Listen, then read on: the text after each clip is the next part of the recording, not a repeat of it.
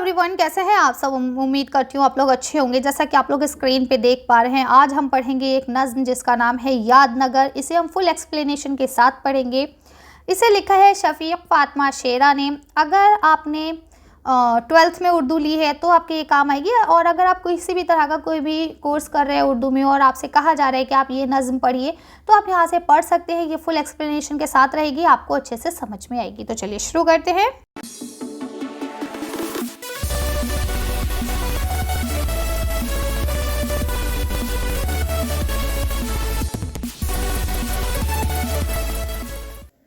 यादनगर। मैं ओस बन के बरस जाऊं तेरे सब्ज़े पर, मैं गीत बन के तेरी वादियों में खो जाऊं। बस एक बार बुला ले मुझे वतन मेरे, कि तेरी खाक के दामन में छुप के सो जाऊं। अब देखिए, मैं आपको बता दूं, हम एक एक बंद को पढ़ेंगे और उसकी तशरीह को समझेंगे, ठीक है। बाकी इस नज़्म को शुरू करने से पहले, इसके जो हमने ये 4 मिसरे पढ़े हैं, इससे पहले मैं आप लोग को एक बात बता दूं कि ये जो नज़्म है ये फसादात के ऊपर लिखी गई है ना। और हम कह सकते हैं कि ये एक तरह से उनका अपनी आंखों देखा हाल हो सकता है। जिस तरह से इसमें उन्होंने ज़बान का इस्तेमाल किया है या जिस तरह से उन्होंने अपने जज्बात को पेश किया है, उसे ऐसा लगता है ये कहीं ना कहीं उनकी आप बीती हो सकती है, ठीक है। तो चलिए इसे हम पढ़ते हैं और देखते हैं कि इसमें ये क्या कहना चाह रहे हैं। तो क्या लिखते हैं, मैं ओस बन के बरस जाऊं तेरे सब्ज़े पे। किससे बात हो रही है? अपने वतन से बात हो रही है, क्योंकि आप तीसरे मिसरे को अगर पढ़ेंगे तो आपको ये बात क्लियर हो जाएगी, है ना। यानी शायरा किसी से कह रही है कि मैं तेरे सब्ज़े पे ओस बन के बरस जाऊं, है ना। मैं तेरी वादियों में क्या है, गीत बनकर खो जाऊं। किससे कह रही है? अपने वतन से कह रही है। ए वतन, मुझे एक बार बुला ले अपने पास, है ना। जैसे तू मुझे अपने पास बुलाएगा, मैं तेरी खाक के दामन में क्या छुप कर सो जाऊंगी, यानी वहीं जो है दफन हो जाऊंगी। आ रही है बात समझ में? ठीक है। अब ये ऐसा क्यों कह रहे हैं? क्योंकि जब 1947 में जब आज़ादी हुई है, तक़सीम हिंद हुआ है, उस दौरान क्या था, बहुत सारे लोगों को अपने घर से हिजरत करके कहीं दूसरी जगह जाना पड़ा, कैंप में रहना पड़ा, है ना। तो उस जगह पे अब अपने घर की जैसे ना आराम मिलता है ना सुकून मिलता है, और फिर कत्लो गारत का, है ना, इन सब चीज़ का कि कौन आ जाए, कब क्या हमारे साथ हादसे शुरू हो जाए, इस चीज़ का दिल में खौफ रहता है ना। तो उसी चीज़ को ये याद कर रही हैं कि मैं अपने वतन से दूर हो चुकी हूँ, अपने घर से दूर हो चुकी हूँ, और उसके लिए ये कह रही है। चलिए नेक्स्ट पढ़ते हैं। अब देखिए, यहाँ आपकी किताब में एक तस्वीर भी बना दी गई है। तो कहते हैं, शगुफ्ता घास में ये जर्द जर्द नन्हे फूल, ना जाने किस लिए पगडंडियों को तकते हैं। उन्हें खबर ही नहीं, उनको चुनने वाले आज घरों से दूर किसी कैंप में सो सकते हैं। हुई बात क्लियर अब आप लोगों की? क्योंकि मैंने पहले ही पढ़ ली थी, इसलिए मुझे ये चीज़ क्लियर थी, तो मैंने आपको पहले ही समझा दिया है, ठीक है। अब देखिए, जैसे जैसे हम इसकी और बंद पढ़ते जाएंगे आपको चीज़ें क्लियर होती जाएंगी। अब यहाँ क्या कह रहे हैं, शगुफ्ता घास यानी जो एक खूबसूरत मुलायम सॉफ्ट घास है ना, वो क्या है, उसमें नन्हे नन्हे जर्द जर्द फूल खिले हुए हैं। ना जाने वो फूल पगडंडियों को क्यों तक रहे। देखिए, पगडंडी क्या होती है, जैसे ये पूरा खेत है, मान लीजिए ये आपका एक खेत है, तो खेत में ना ये साइड में रास्ते बना दिए जाते हैं। अब ये किसी दूसरे का खेत शुरू हो जाएगा, तो ये जो होती है पगडंडी होती है जिससे लोग चलते हैं, क्योंकि अगर आप खेत में चलेंगे तो खेत क्या हो जाएगा, ख़राब हो जाएगा। तो इंसान पगडंडी पगडंडी जाता है, ठीक है। तो वो क्या कर रहे हैं, जो फूल हैं नन्हे नन्हे, वो पगडंडियों को तक रहे हैं। क्यों तक रहे हैं?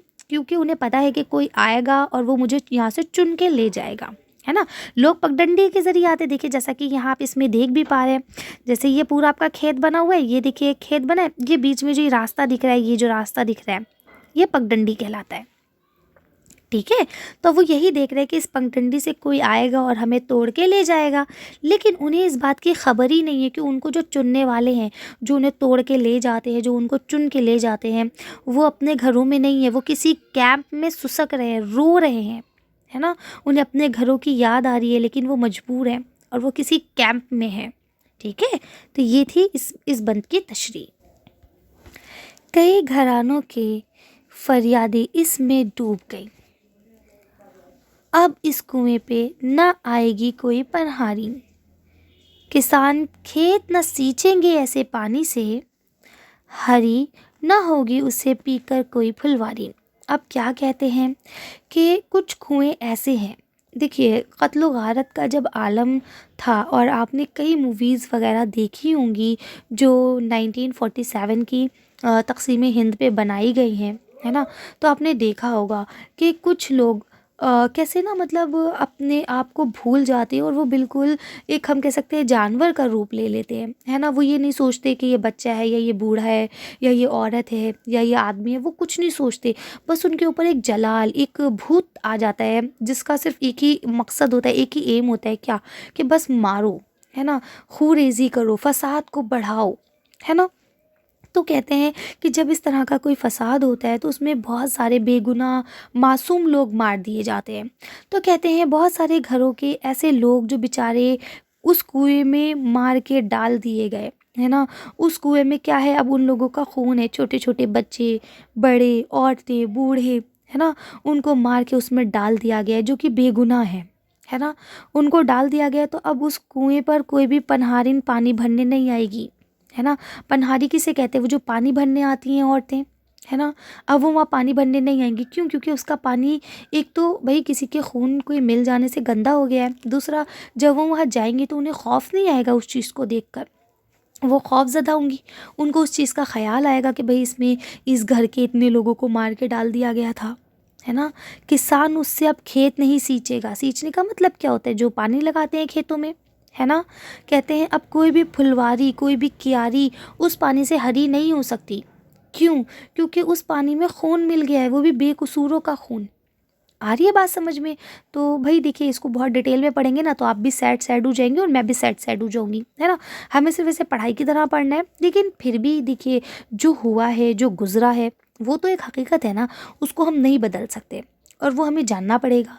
तो इसीलिए इसको दिया गया है, हम इसे पढ़ेंगे लेकिन थोड़ा सतही तौर पर पढ़ेंगे ताकि आपको चीज़ें भी क्लियर हो जाएँ और आप थोड़ा-सा अपसेट भी ना हो। ठीक है? चलिए नेक्स्ट की तरफ चलते हैं।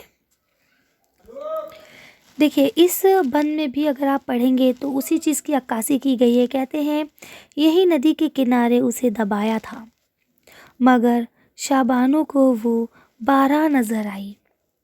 हटी जो रेत तो चमका वो चाँद समा था, चली हवा तो वो रेशम से जुल्फ़ लहराई।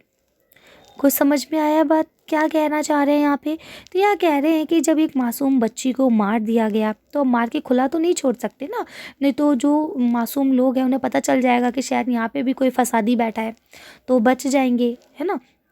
तो वो क्या करते थे, अपने गलती को, अपने गुनाह को जो कि वो जानबूझ के कर रहे हैं, तो उसको वो ना दफनाते चलते थे या दबा देते थे या जला देते थे, जिससे उनका राज ना खुल पाए। ठीक है? तो एक छोटी सी मासूम बच्ची है जिसको उन्होंने क्या करा है, मार डाला है और मार के नदी के किनारे दफना दिया है। ठीक है? अब क्योंकि नदी के किनारे बहुत अच्छी मिट्टी तो होती नहीं है जो दफनाने पर वो दबी रहे, वहाँ पे क्या है, रेत है ना? और रेत होने की वजह से रेत क्या होती है, हवा से हट जाती है क्योंकि वो लूज़ होती है। ठीक है? तो कहते हैं जब रेत हवा चली तो उसका चाँद सा माथा चमका। ठीक है? मासूम बच्ची है और जब हवा चली तो क्या हुआ, उसकी जुल्फ़ लहराई जो कि कैसी है, रेशमी रेशमी है। तो यहाँ पे एक चीज़ को दिखाने की कोशिश की गई है कि किस कदर क़त्ल व गारत हुए हैं उस ज़माने में, है ना? कैसे बेगुनाहों ने, कैसे बेकसूर बच्चों ने, बच्चियों ने अपनी जान को गँवाया है। ठीक है? चलिए आगे चलते हैं। मैं तेरे पाँव पढ़ूँ, हाथ रोक ले कातिल, उसे ना मार जो तेरी तरफ हमकता है। ये तेग को भी खिलौना समझने वाला है, ये लाल फेंक के अंगारा चूस सकता है। क्या कहती है, यहाँ पे एक फसादी है जो एक छोटे बच्चे को मारने जा रहा है ना? तो उसकी माँ है या जो भी है, बहरहाल वो विनती कर रही है कि भाई मैं तेरे पाँव पढ़ रही हूँ। पाँव पढ़ने का क्या मतलब होता है बेटा? पाँव पढ़ने का मतलब होता है कि हम किसी से इल्तिजा करें, है ना? रहम की भीख मांगे कि भाई मत करो ऐसा प्लीज़, है ना? हाथ रोक ले कातिल, कातिल से कह रही है कि भाई तू हाथ रोक ले अपना, इसे मत मार जो तेरी तरफ क्या है, हमक रहा है, यानी उसे पता ही नहीं है, वो तेरी तरफ मतलब खुशी से आ रहा है, वो सोच रहा है कि तू उसका अपना है, उसे क्या पता कि तू फसादी और उसे मारने आया है। अगर उसे ऐसा पता होगा तो वो कभी तेरी तरफ नहीं आएगा, वो बहुत मासूम है। इतना मासूम है कि तेग यानी तलवार को भी वो क्या है, खिलौना समझ के खेल रहा है।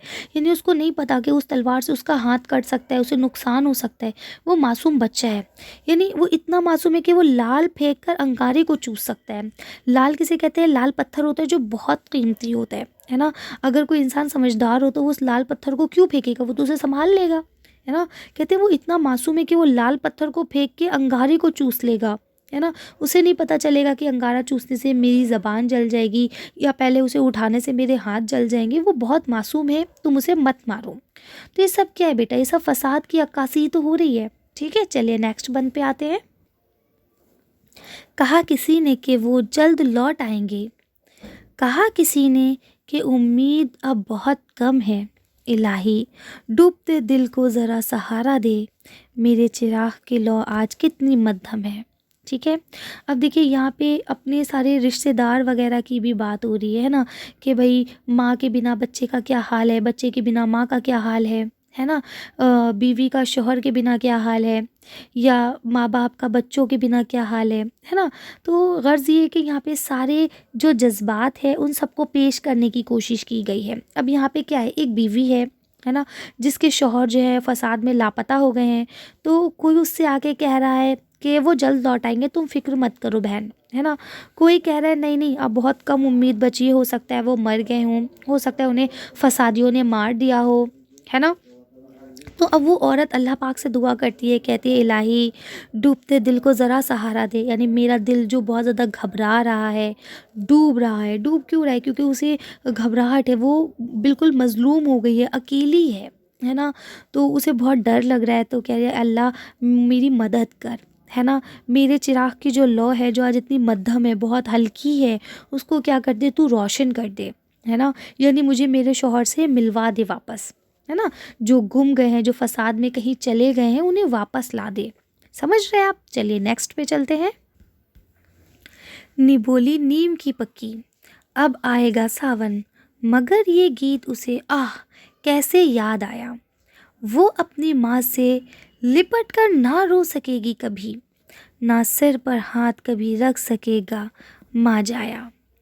अब देखिए यहाँ पे क्या बता रहे हैं कि देखिए ये पहले तो आपको निबोली का पक जाना जो है ये बसंत के आने की अलामत होती है। ठीक है, और जब बसंत आते हैं यानी हर तरफ खुशहाली होती है, तो उस वक्त जो औरत या जो लड़की जो अपने माँ बाप से दूर होती है तो वो सावन के गीत वगैरह गाती है ना।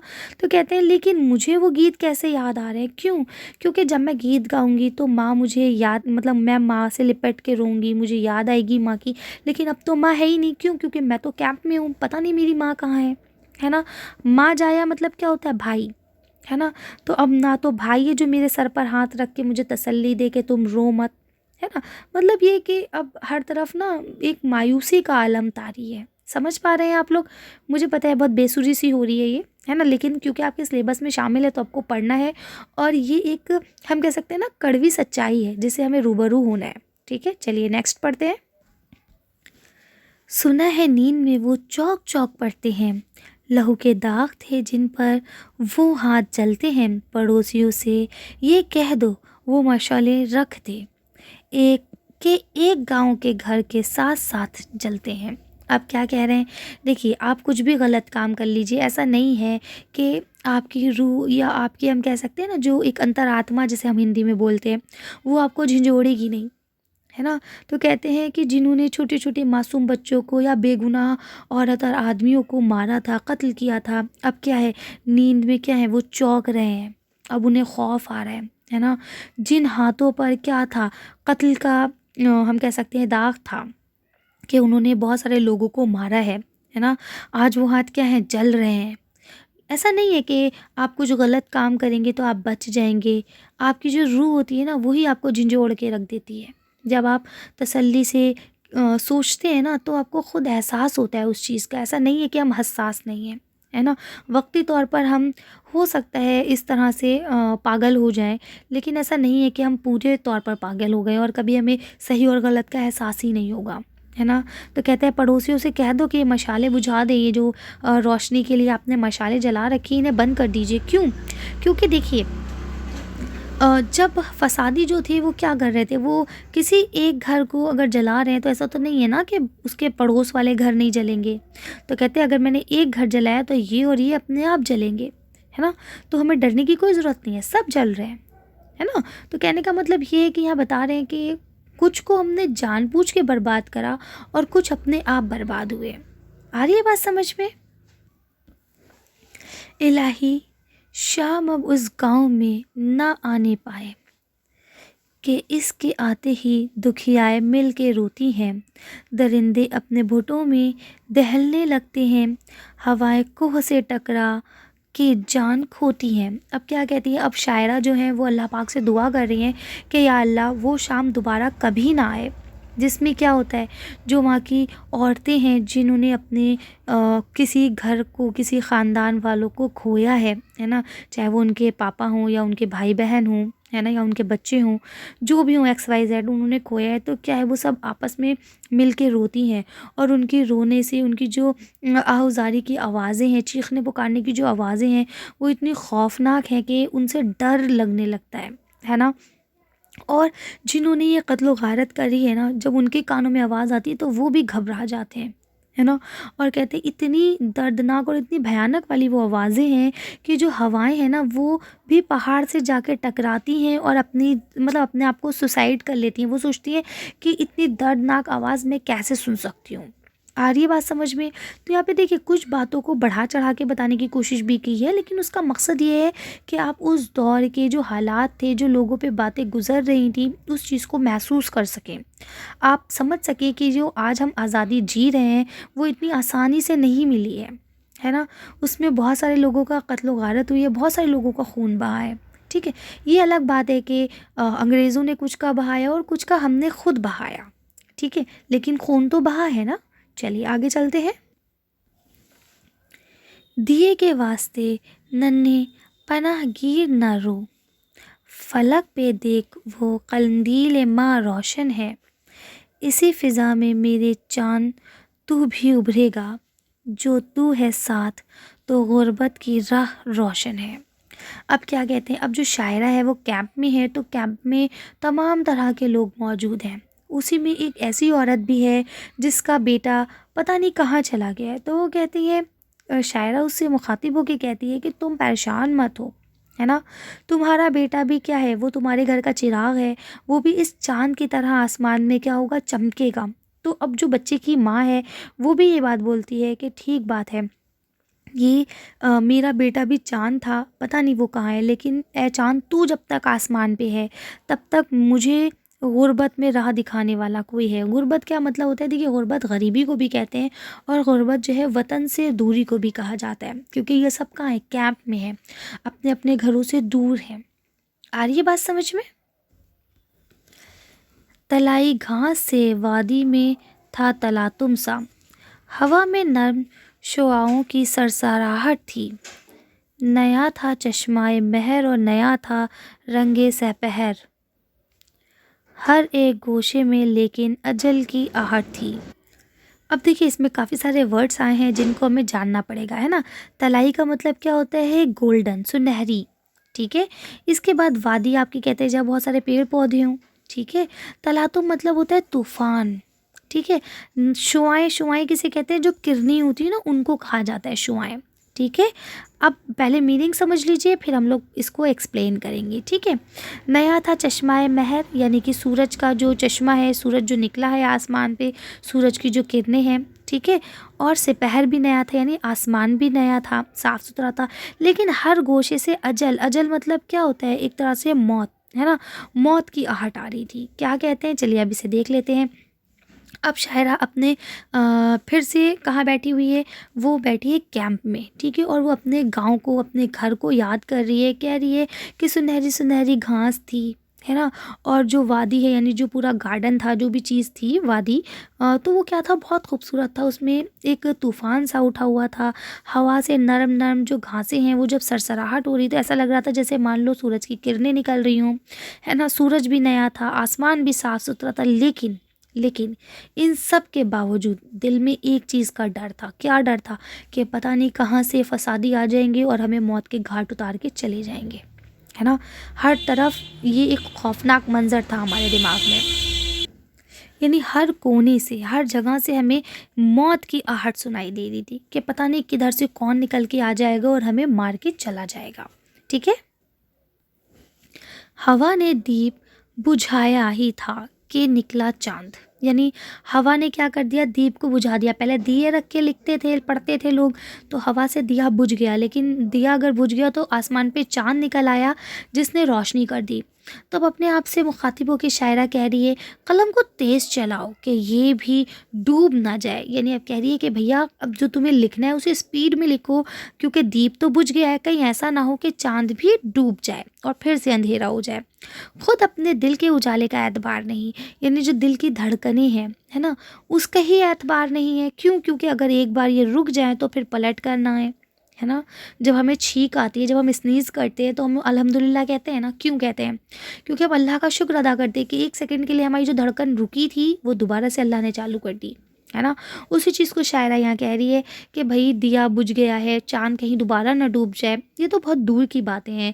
यह इंसान के खुद अपने दिल का भरोसा नहीं, अगर दिल की धड़कन एक बार रुक जाए तो पलट कर ना आए, फिर कैसे हम जिएंगे? तो यानी हम क्या होंगे? मर जाएंगे, मिट्टी में मिल जाएंगे। राइट। चलिए अब इसका आखिरी बंद पढ़ते हैं, फिर वीडियो को ख़त्म करते हैं।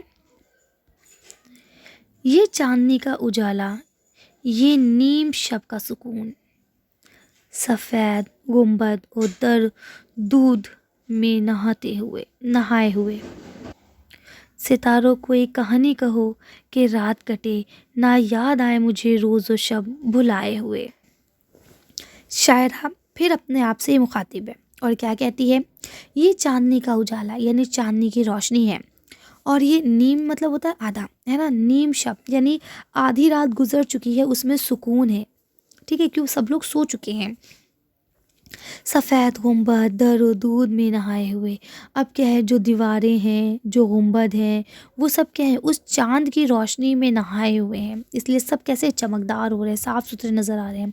अब वो सितारों से बात करते हुए कहती है, सितारों तुम्हें कोई मुझे ऐसी कहानी सुनाओ जिससे मेरी ये रात जो है ये कट जाए, और जो रोज़ और शब मैं भुलाना चाह रही हूँ ना, वो मुझे मैं भूल जाऊँ, कि मैं याद भी करूँ ना तो भी वो मुझे कभी याद ना आए। ऐसा लगे कि वो रात और दिन जो मैंने कैंप में गुजारे हैं या फसाद के दौरान गुजारे हैं, वो कभी मुझे याद ना आए, वो ऐसे मेरे जहन से चले जाएं जैसे कभी कुछ हुआ ही नहीं था।